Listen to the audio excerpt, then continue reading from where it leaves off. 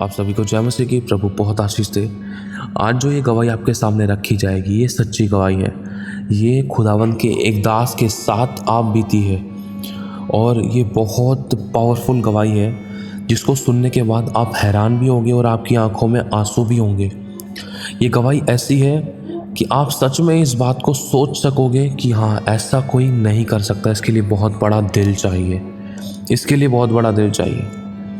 और इतना सब कुछ होने के बाद भी प्रभु में बने रहना नामुमकिन है, नामुमकिन।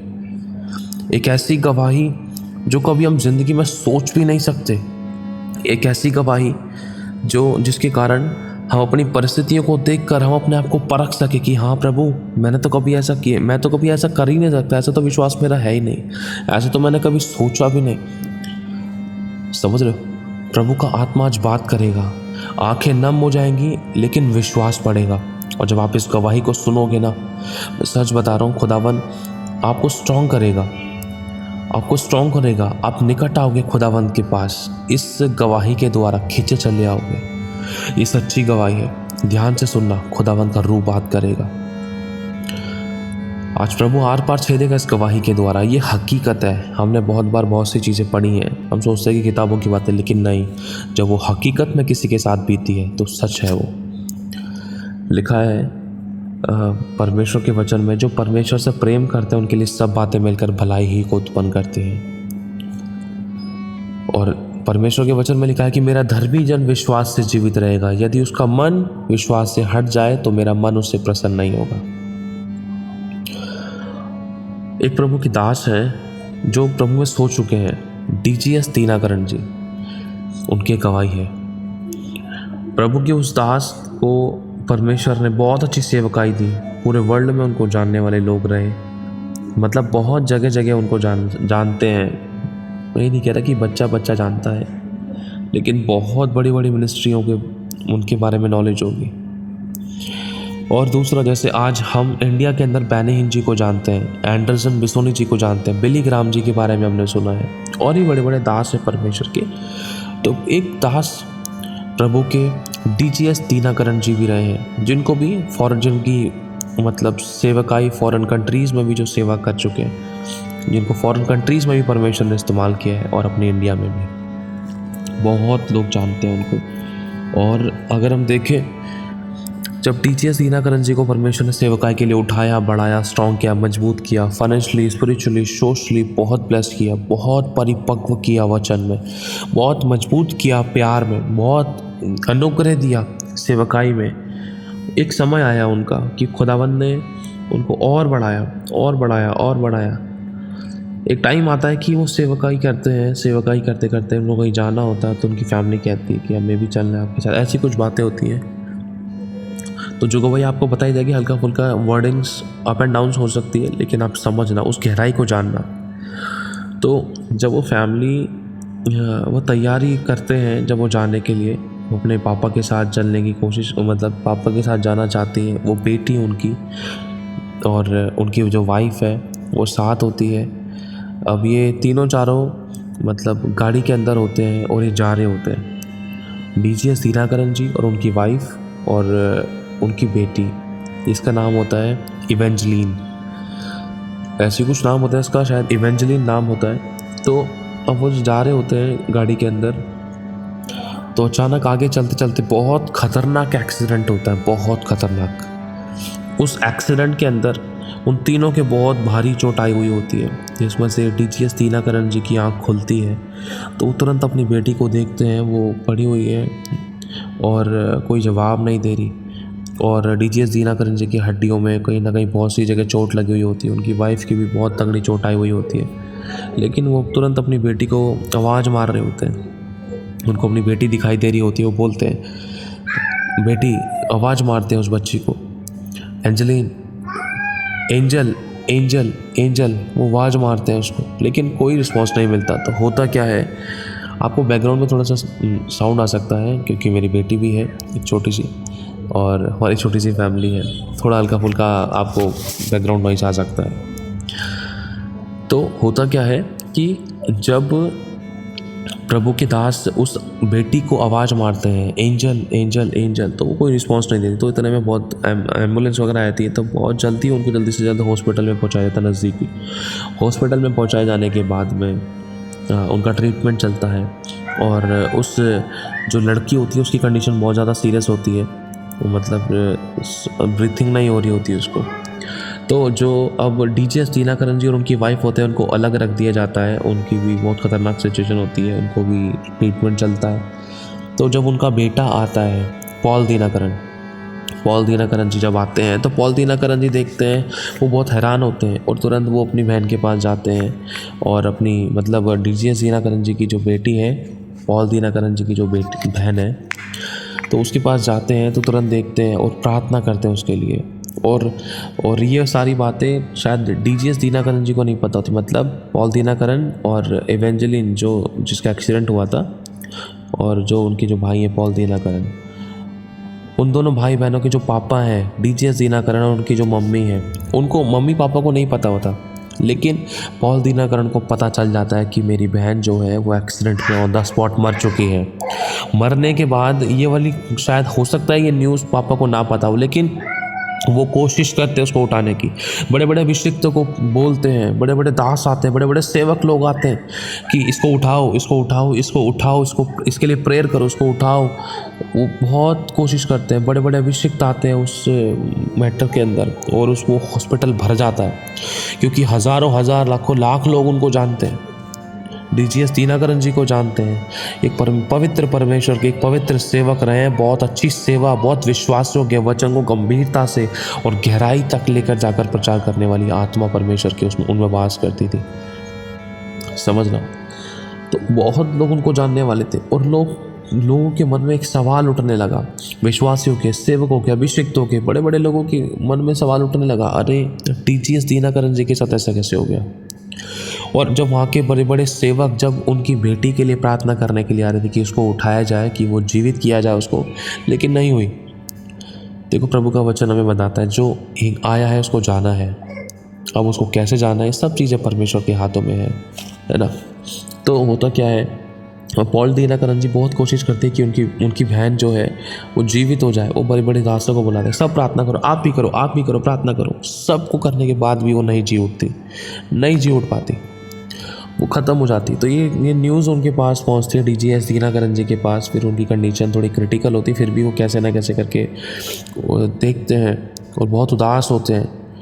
और जब वो सोचते चलो अब इनका फ्यूनरल कर देते हैं, मेरी बेटी का फ्यूनरल कर देते हैं, मतलब डीजीएस दीनाकरण जी सोचते हैं चलो अब इनका फ्यूनरल कर देते हैं, इवेंजेलिन का। तो उसको जब गाड़ने के लिए ले जा रहे होते तो उस समय बहुत बड़ी भीड़, हज़ारों हज़ार की तादाद में बहुत बड़ी भीड़, उनको जब ले जाया जाता है, उनकी बेटी को जब ले जाया जाता है, तो ऐसा वो बेटी लगभग 18 साल की थी शायद। तो एक लेडीज़ उनके पास आकर पूछती है, डीजीएस दीनाकरण ये आपके साथ कैसे हुआ, ये आपके साथ ऐसा आपके साथ कैसे हो गया। डीजीएस दीनाकरण जी के पास कोई जवाब नहीं था, वो अंदर से खुद टूटे पड़े थे, वो खुद सोच में थे, ऐसा कैसे हो गया प्रभु, हम तो तेरे सेवक हैं, हम तो तेरे प्रचारक हैं, हम तो तेरे बारे में रक्षा सुरक्षा को लेकर, प्रचार को लेकर, गवाहियों को लेकर, प्रेम को लेकर बहुत बड़े बड़े हमने प्रचार किए हैं, बहुत बड़ी बड़ी हमने तेरे विषय में बातें कही हैं। तू तो बहुत प्यार करते, तू ऐसे करते, तू तो वैसे करते, तेरी रक्षा तेरी सुरक्षा कभी फेल नहीं होती, ये है वो है, बहुत सारी चीज़ें मन में चलती हैं विश्वासियों के, उस खुदा के दास के भी जिसके साथ ऐसी घटना घटी थी, जिसकी बेटी के साथ। डीजीएस दीनाकरण जी भी सोचते हैं, बहुत सोचते हैं, वो रोते हैं। जब सारा फ्यूनरल वगैरह कंप्लीट हो जाता है, उसके कुछ टाइम बाद वो क्या कहते हैं, सीधा जैसे उनको मौका मिलता है, जैसे उनको तबीयत ठीक होने लगती है, वो अपने रूम में जाते हैं अकेले, रो कर खुदा से दुआ करते हैं, प्रभु मुझे बता मेरी बेटी को क्यों ले लिया, मेरी बेटी को क्यों ले लिया, मेरी बेटी को क्यों ले लिया, ऐसा क्यों किया, ऐसा क्या हुआ, ऐसा क्या हुआ, ऐसा क्यों किया, वाई ऐसा क्यों, परमेश्वर क्यों, ऐसा क्यों हुआ। कोई जवाब नहीं आता। लगभग 1 हफ्ते तक वो ऐसा करते हैं। फिर उसके बाद एक समय आता है, वो अपनी फैमिली के साथ प्रेयर कर रहे होते हैं, अपनी वाइफ और अपने बेटे पॉल दीनाकरण और स्वयं वो डीजीएस दीनाकरण जी मिलकर तीनों पर प्रेयर कर रहे होते हैं। जब प्रेयर करते हैं तो खुदावंत का आत्मा वहाँ जुम्बिश करता है, पवित्र आत्मा वहाँ उतर कर आता है और वो लोग आहें भर भर कर प्रार्थनाएं करते हैं। डीजीएस दीनाकरण जी आत्मा से भरकर आहें भर भर कर प्रार्थना कर रहे होते हैं। उसमें यही शब्द होता है, प्रभु वाहे ऐसा क्यों हुआ, ऐसा क्यों हुआ, मेरी बेटी को क्यों ले लिया। तो इतने में पवित्र आत्मा बोलता है, हाँ मुझे दुख है। पता है आपको, पवित्र आत्मा बोलता है कि मुझे दुख है, मैं भी तेरे साथ रो रहा हूँ। प्रभु के वचन में लिखा है ना, वो हमारे दुखों में दुखी होता है। सोच कर देखो, आत्मा रो रहा है हमारे साथ में। एक ऐसी परिस्थिति होती है एक विश्वासी की ज़िंदगी के अंदर कि हाँ अपनों ने सताया, अपनों ने छोड़ दिया, अपनों ने दिल दुखाया, अपने उंगली उठाते हैं, कोई सपोर्ट में नहीं है। किसको बताएं अपना दुख, किससे शेयर करें, कौन हमारी हेल्प कर सकता है, कौन छुड़ाएगा, कौन बचाएगा, कौन उठाएगा, कौन आंसू को पोंछेगा, कौन डिलीवर करेगा, कौन साथ देगा, कौन हाथ बटाएगा, कौन उठाएगा, कौन मजबूत करेगा, कौन सहारा देगा। जब कोई नहीं होता, प्रभु होता है। और जब प्रभु होता है, उस कंडीशन के अंदर जब एक विश्वासी रोता है कि प्रभु अब तो कोई नहीं है, सब कुछ होने के बाद भी ऐसा लग रहा है कि कोई नहीं है, लेकिन प्रभु होता है। प्रभु उसके दुखों में दुखी होना जानता है। जब वो विश्वासी रोता है तो खुदा भी रोता है, क्योंकि लिखा है आत्मा भी बयान से भरकर तुम्हारे साथ जब संगति करता है, आत्मा भी तुम्हारे अंदर आके आहें भर भर कर पिता से जो बयान से बाहर है उससे विनती करता है, आहें भर भर कर। मतलब हमारा एक ऐसा महायाजक हुआ जो हमारे दुखों में दुखी होता है, जो हमारे साथ रोता है। यीशु मसीह की आत्मा में परमेश्वर का आत्मा के रोता था। और यीशु का वचन ये भी कहता है कि यीशु रोया। पवित्र शास्त्र का सबसे छोटा वचन लेकिन संपूर्ण है, सबसे बड़ा है। यीशु रोया। इतना प्यार यीशु के अंदर कि वो दूसरों के आंसू को देखकर रो गया। यही चीज़ पॉल दीनाकरण जी के साथ हुई, डॉक्टर डीजीएस दीनाकरण जी के साथ हुई थी। जब डीजीएस दीनाकरण जी पूछ रहे थे, प्रभु ऐसा क्यों हुआ, मेरी बेटी को क्यों ले लिया, क्यों ले लिया, तुरंत पवित्र आत्मा ने उनसे बात करना शुरू किया। मुझे भी दुख है, मैं भी रो रहा हूँ इस बात को लेकर, मुझे भी दुख है। फिर भी डीजीएस दीनाकरण जी बोलते हैं, लेकिन क्यों, ऐसा क्यों हुआ, फिर भी क्यों ले लिया। उन्होंने पूरे पवित्र आत्मा ने पूरे हियाब के साथ खुदावंत के दास डीजीएस दीनाकरण जी को बताया, जिस समय तू गाड़ी में बैठकर जा रहा था उस समय तेरी बेटी के लिए स्वर्ग में पहुंचाने की तैयारी की जा रही थी। और जैसे ही उसका एक्सीडेंट हुआ वो परमेश्वर के पास स्वर्ग में पहुंचाई जा रही थी। और उस समय मैं बाप परमेश्वर पिता को मैं चिल्ला चिल्ला कर ये बता रहा था कि चाहे तू इसकी बेटी भी ले ले तब भी ये प्रचार करना बंद नहीं करेगा। चाहे तू उसकी बेटी भी ले ले तब भी ये प्रचार करना बंद नहीं करेगा। ये फिर भी प्रचार करता रहेगा चाहे कुछ भी हो जाए। प्रभु परमेश्वर का आत्मा शैतान को जवाब दे रहा था, चाहे इसकी बेटी भी इससे छीन ली जाए, चाहे इसका दिल का टुकड़ा भी छीन लिया जाए, तब भी ये प्रचार करना बंद नहीं करेगा। चाहे अपने सताएं, चाहे अपने दिल दुखाएं, चाहे अपने छोड़ के जाए, चाहे इसके ऊपर उंगली उठाई जाए, चाहे संसार में इसके ऊपर कितना भी कलंक लगाया जाए, कितना भी बेइज्जती हो, तब भी ये प्रचार करना बंद नहीं करेगा। मैं भी तेरे साथ रो रहा हूँ, लेकिन मैंने इस बात की गवाही दी है, पवित्र आत्मा ने इस बात की गवाही दी है। शैतान, जैसे अय्यूब के बारे में हम पढ़ते हैं ना, अय्यूब ने उसका सब कुछ ले लिया था। अय्यूब का शैतान ने सब कुछ ले लिया था। शैतान ने बोला था इसके पास ये है वो है, तो उसको सब कुछ देता है, इसलिए तेरी सेवा करता है, इसलिए तेरे पीछे होता है, अगर तू उसे छीन लेगा तो ये तेरी बुराई करने लगेगा। लेकिन खुदावंत के दास डीजीएस दीनाकरण जी ने भी बिल्कुल परमेश्वर की बुराई नहीं करी। उन्होंने सिर्फ पूछा ऐसा क्यों हुआ प्रभु। उन्होंने दोष नहीं लगाया। उन्होंने ये नहीं कहा कि मैं सेवा नहीं करूँगा, मैं चर्च नहीं जाऊँगा, मैं प्रार्थना नहीं करूँगा, मैं प्रार्थना नहीं करूँगा, मैं मसीहत छोड़ दूंगा, मैं ये छोड़ दूंगा, मैं प्रचार करना छोड़ दूंगा, वचन पढ़ना छोड़ दूंगा, मैं नाम लेना छोड़ दूंगा। उन्होंने ऐसा नहीं कहा। वो उन्होंने दोष नहीं लगाया परमेश्वर पे, उन्होंने दोष नहीं लगाया शैतान पे, उन्होंने दोष नहीं लगाया किसी के ऊपर। उन्होंने प्रभु से मांगा और पूछा, वो दीन और नम्र बन के, फिर भी उन्होंने प्रार्थना की। उन्होंने क्यों प्रार्थना की? क्योंकि प्रभु से वो प्यार करते हैं। एक ऐसा प्यार जो परमेश्वर के निकट लेकर आता है, एक ऐसा प्यार जो कभी ठुकराता नहीं है, एक ऐसा प्यार जो झूठा नहीं है, एक ऐसा प्यार जो हर परिस्थिति में खुदावत के साथ रहता है। अय्यूब ने भी खुदा के ऊपर दोष नहीं लगाया। प्रभु तेरा आत्मा सब पर नियंत्रण करे। मेरे भाई मेरी बहन, डीजीएस दीनाकरण जी के बारे में खुदावंत की आत्मा ने यह गवाही दी है। गवाही क्यों दी है? ताकि शैतान के मुंह पर करारा तमाचा पड़े इस बात का कि हाँ, अगर इसकी बेटी भी ले ली जाएगी ना, तब भी ये वचन प्रचार करेगा। तो जैसे ही डीजीएस दीनाकरण जी प्रभु के दास इस बात को सुनते हैं कि हाँ, प्रभु ने मुझ पे विश्वास किया, भरोसा किया है कि हाँ, चाहे कुछ भी हो जाए, मेरा दास डीजीएस दीनाकरण मेरी सेवा करना बंद नहीं करेगा, मुझसे बात करना बंद नहीं करेगा और शैतान को करारा जवाब देगा। तो ऐसा ही होता है। डीजीएस दीनाकरण जैसे रिकवर होते हैं, जैसे वो चंगे हो जाते हैं, उसके बाद अपनी टाई लगाते हैं, अपनी शर्ट पहनते हैं, टाई लगाते हैं, कोट पहनते हैं, शूज़ पहनते हैं, तैयारी करते हैं, फिर से बाइबल को उठाकर फिर से प्रचार करना शुरू होते हैं और खुदावंद के सामने फिर से खड़े होते हैं, फिर से प्रार्थना में आते हैं, फिर से संगति करते हैं और खुदावंद उनको ऐसा मस्सा देता है, ऐसे सामर्थ्य रूप से इस्तेमाल करता है। अगर हम देखें, आज भी उनकी ऐसी गवाहियाँ सुनी जाती है कि कई बार वो प्रार्थना करते करते उनकी आत्मा प्रभु के पास पहुंची, स्वर्ग में पहुंच गई, वो आत्मा में उठा ले गए। उन्होंने दाऊद को देखा, किसी को देखा, कभी किसी को देखा, परमेश्वर ने उनको नर्क दिखाया, स्वर्ग दिखाया। सोचो कितना घनिष्ठ रिश्ता उनका खुदावंद परमेश्वर के साथ हो गया था। यीशु से वो बात करते थे, उन्होंने यीशु को खुली आंखों से अपनी आत्मा में, जब वो आत्मा में उठा लिए गए, उन्होंने देखा, वो स्वर्ग में गए, एंट्रियां की उन्होंने, कई बहुत सारे अनुभव रहे उनके। बताने में बहुत लंबा समय लग सकता है, अगर आप चाहो तो यूट्यूब पे सर्च कर सकते हो। लेकिन उन्होंने प्रचार करना बंद नहीं करा, उन्होंने फिर से प्रचार करना शुरू किया। शैतान ने तो सोचा था कि इसकी सेवकाई को बंद कर दूंगा, लेकिन जैसे ही उन्होंने फिर से तैयारी करी, बेटी के खो जाने के बाद वो बेटी के गम में बैठे नहीं रहे, उन्होंने फिर से हियाब बांधा। परमेश्वर ने उनका हियाब बनाया, फिर से वचन, प्रार्थना, आराधना सामर्थ्य रूप से और सामर्थ्य रूप से इस्तेमाल किए गए और लोगों ने उद्धार पाया। जब लोगों ने वो गवाहियाँ सुनी, बहुत हजारों हजार की तादाद में बहुत सारे लोगों की जिंदगियों में परमेश्वर ने काम किया। परमेश्वर ने लोगों के दिलों को छेद दिया, आत्मा से परिपूर्ण कर दिया। बताने में लंबा समय लग सकता है, लेकिन आप यूट्यूब पे जाकर चेक कर सकते हो, सर्च कर सकते हो। तो परमेश्वर ने बहुत सारे लोगों की ज़िंदगी में चमत्कार के, डिलीवरेंस किए, उनकी सेवकाई को सामर्थ्य रूप से बढ़ाया, आग की तरह बढ़ाया। बहुत से लोगों ने और विश्वास किया, गवाहियाँ सुनी, सामर्थ्य रूप से गवाहियों में परमेश्वर ने काम किया। मेरे भाई और बहन, उनकी सेवकाई का रुख परमेश्वर ने और बढ़ा दिया और लोगों ने जाना, और बहुत पावरफुल तरीके से परमेश्वर ने उनकी गवाहियों के द्वारा और लोगों को अपने पास खींचना शुरू कर दिया। परमेश्वर की सामर्थ्य उनके द्वारा और होकर काम करती थी, बहुत परिपूर्ण कर दिया परमेश्वर ने उनको। और आपको पता है, कुछ टाइम बाद उनके पास एक रिश्ता आता है उनके बेटे पॉल दीनाकरण के लिए। डीजीएस दीनाकरण जी का जो बेटा है पॉल दीनाकरण, उनके लिए एक रिश्ता आता है।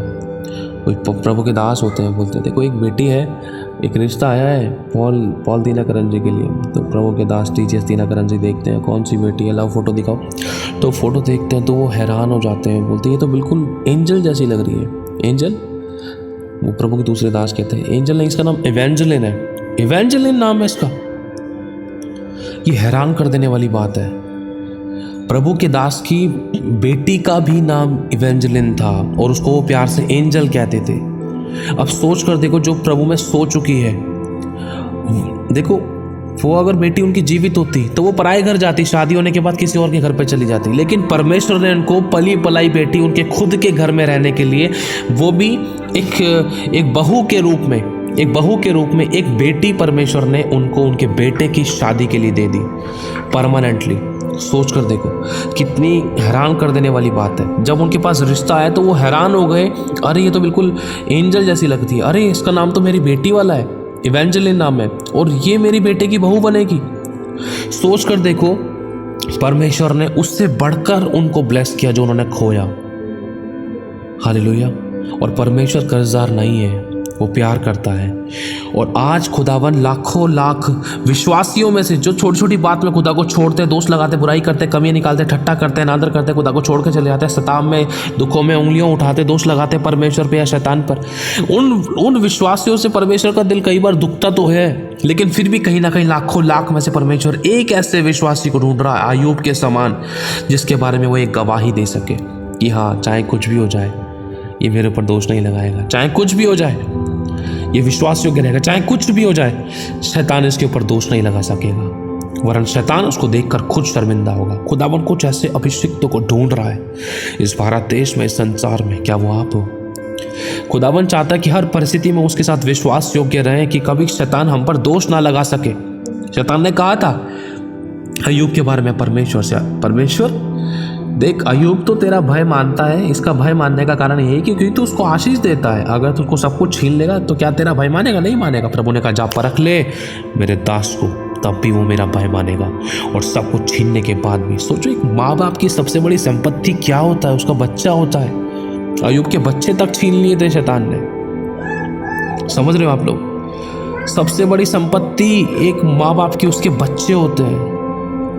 ये ईंट पत्थर तो रखे रह जाते हैं, लेकिन वो बच्चे जिसको जन्म दिया, इसको पाला पोसा बड़ा किया, उसमें दिल आता है। अय्यूब से तो वो भी छीन लिया था, लेकिन फिर भी परमेश्वर ने कहा था देख ले, वो मुझसे इतना प्यार करता है, मेरा इतना भय मानता है, मेरा इतना विश्वासियों के दास है, धर्मी है, पृथ्वी में मैं इसकी गवाही देता हूँ कि चाहे कुछ भी हो जाए ये मेरा विरोध नहीं करेगा। और अय्यूब भी नहीं जानता था इस बात को कि परमेश्वर आने वाले टाइम में उसको बढ़कर देगा। जो उसने खोया है, उसने 2 गुना खोया, परमेश्वर ने उसको 4 गुना लौटाया। जितने सुंदर उसके बेटे बेटी पहले थे जब वो मर गए, उससे भी ज़्यादा सुंदर परमेश्वर ने उसको बाद में दी है, उसकी परीक्षा खत्म होने के बाद। सोच कर देखो, जितने ऊंट, जितने गधे, जितने बैल, जितने बच्चे, सबसे परमेश्वर ने बढ़कर बाद में आशीष दी उसको। मेरे भाइयों और बहनों, खुदावंद दोबारा से उठाता है, वो अपने बच्चों को ऐसे ही नहीं छोड़ेगा। अरे जिस व्यक्ति के बारे में बाप गवाही दे रहा है कि जा परख ले मेरे दास को, और वो हमेशा विश्वास योग्य रहेगा, और शैतान तुझे ही मुंह की खानी पड़ेगी। मेरे भाई और बहनों, तो क्या खुदावंद उस प्रभु के दास को कैसे ही छोड़ देगा? नहीं, वो बहुत प्यार करता है। परमेश्वर आपके और मेरे अंदर वो विश्वास योग्यता चाहता, चाहे अपने सताए, चाहे अपने छोड़ जाए, चाहे अपने दिल दिखाए, चाहे कुछ हो या ना हो, चाहे अंजीर लगे या ना लगे, चाहे खाने के लिए कुछ हो या ना हो, चाहे ठहरने के लिए हो या ना हो, चाहे कैसी भी कंडीशन हो, प्रभु का काम कभी नहीं छोड़ना। प्रभु के साथ बने रहना है, प्रभु की ओर ताकना है, प्रभु के साथ बने रहना है। उससे बहस नहीं करनी, उंगली नहीं उठानी, उस पर दोष नहीं लगाना, उसकी सेवकाई पर, उसकी योजना पर। प्रभु तूने तो कहा था कि वो बेटी चंगी हो जाएगी, लेकिन प्रभु तेरे पास आने के बाद तो बेटी मर गई, यार की बेटी मर गई। प्रभु ने कह दिया नहीं चिंता मत कर, वो जी उठेगी। प्रभु अभी मैं तेरे पास आया जब तो उसको बुखार था, जब तो वो चंगी हुई नहीं, तेरे पास आने के बाद तो वो मर भी गई, तेरे पास आने के बाद मर गई। कई बार परमेश्वर का लेट पहुंचना हम भला होता है एक विश्वासी के लिए, लेकिन एक विश्वासी का परमेश्वर के पास लेट पहुंचना भला नहीं होता। परमेश्वर सब बातों में हमारे लिए फिर भी भलाई ही को उत्पन्न करता है, और बाद में उसकी बेटी जी उठी, क्योंकि यीशु ने खुद उसको जिलाया, उठाया। कितना प्यार करता है, हम नहीं समझ पाते उसकी योजनाओं को, हम लड़ बैठते थे। कितना प्यार की डिमांड करता है, कितनी पवित्रता की, कितनी विश्वासयोग्यता की खुदा बाप डिमांड करता है। आज वो क्या आपके अंदर और मेरे अंदर है? नहीं है, लेकिन चाहता है। तो हाँ, जैसे कि आपको अभी बताया, खुदावंत की आत्मा के द्वारा इस बात को समझने के लिए मैं अनुग्रह दिया परमेश्वर ने, कि उनकी ली तो परमेश्वर ने एक बेटी थी, उनसे अलग तो एक हुई थी, लेकिन जब गवाहियाँ दी गई, खुदावन ने ऐसा काम किया कि हज़ारों हज़ार, कितने सारी बेटियों को, कितने सारे बच्चों को उस गवाही के द्वारा वरण, और जब सामर्थ्य रूप से उनको इस्तेमाल किया गया, परमेश्वर ने कितने सारे लोगों को अपने पास खींच लिया। गया तो एक था, कुछ उसी प्रकार से परमेश्वर ने भी अपने इकलौते पुत्र को दिया है, अपने निज धन को दिया है, अपने बेटे को दिया है। खुदा बाप ने तो अपने बेटे की सर पे कांटों का ताज पहनाते हुए, हाथ पैर में कीले गड़वाते हुए, छाती में भाला खाते हुए अपनी आंखों से देखा। बाप ने तो अपनी आंखों से देखा। सोच कर देखो, जब बाप ने किया है तो क्या उसको दुख नहीं पता हुआ कि जब दूसरे धरती पे जो बनाए हुए मनुष्य उनके जब उन बाप के ऊपर क्या बीत रही, जब उनके बच्चों को इस तरीके से कुछ ऐसा हुआ है जहाँ पर उनको ऐसा लगता है कि हाँ, कि कोई उनका अपना उनसे दूर हो रहा है या हो गया। मेरे भाई और बहनों, परमेश्वर बहुत प्यार करता है। परमेश्वर सामर्थ्य रूप से आपको और मुझे इस्तेमाल करना चाहता है। हमारे स्वर्ग के पिता ने भी अपने इकलौते पुत्र को दिया है, जिसकी बहुत गलत तरीके से ताड़ना की गई, और वो सही होने के बाद भी उसने सहा। हम तो पापी ही थे, जब वो हमारे लिए ठीक समय पर आया और वो हमारे लिए मरा। वो हमसे बहुत प्यार करता है। आई कम टू यू। सोच कर देखना कितनी खतरनाक परीक्षा अय्यूब के समान DGS दीनाकरण जी की हुई, लेकिन फिर भी उन्होंने खुदा का काम करना नहीं छोड़ा। चर्च जाना, प्रार्थना करना, अपनी जिम्मेदारी को निभाना नहीं छोड़ा, प्रभु के आगे आंसू बहाना, प्रार्थना करना, संगति करना नहीं छोड़ा। खुदा के ऊपर उन्होंने दोष नहीं लगाया, उंगली नहीं उठाई, उन्होंने परमेश्वर को सताया नहीं, उन्होंने परमेश्वर को जज नहीं किया। तू तो बड़ा वैसे बोलता है कि मैं इसकी रक्षा करता हूँ, उसकी सुरक्षा करता हूँ, प्रभु तू मेरी बेटी को तो बचा पाया नहीं। उन्होंने कभी ऐसा नहीं बोला परमेश्वर से। वो रो लिए भले ही, लेकिन उन्होंने पूछा प्रभु ऐसा क्यों, मुझे कारण तो बता देना प्रभु, ऐसा तो इतना तो कर सकता है ना, कारण तो बता दे, ऐसा क्यों हुआ। तब प्रभु की आत्मा ने उनको बताया। हालेलुया। प्रभु आशीष आप सभी को, जय मसीह की। वो वेट करता है कि आज भी ऐसे लोग हैं जो हर परिस्थिति में उसके साथ चलने के लिए तैयार हैं। अपना क्रूस उठा और मेरे पीछे हो ले। आमीन।